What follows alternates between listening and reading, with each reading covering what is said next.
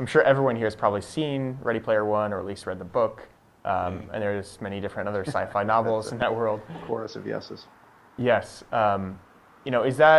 Is a Ready Player One Oasis-like future a good thing or a bad thing?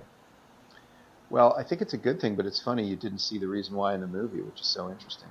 Like, I Yeah, think the book yeah. told the They skipped story. over a lot of pieces, didn't they? They skipped over the teaching. I mean, the Yeah. simple idea, right? The reason that everybody was in the Oasis was that they kind of went there after school, right? And school, right, for everybody was done online. All the Hmm. kids learned in headsets. So the question then, I guess, is that a good thing? Well, I think on by and large, it certainly is.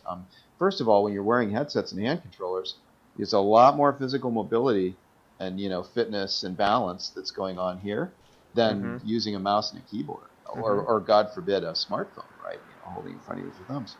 Hmm. So I think even the physicality of VR is like in a good direction. It's certainly not running around playing soccer, but it's not in a Hmm. bad direction.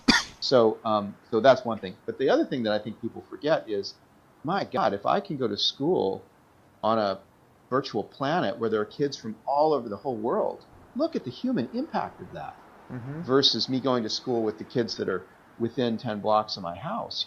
There's a homogeneity to local places that is about to Hmm. get completely turned off with VR, which is such a great thing. I mean, if I can go to Hmm. school with kids in India and they're in my class every day, I mean, that's going to change the whole world. So I think that the cultural benefit of being present, like we are right now in virtual spaces, like we are here with the gang that's here, but having those people be from all over the world is like a huge issue. When we do these big load tests, last Friday we did one where we had 350 people in the same space together. And I jumped down, I was stage diving, and I jumped down Hmm. off the stage and I shake hands with people because that's how you kind of exchange cards and make friends here in High Fidelity.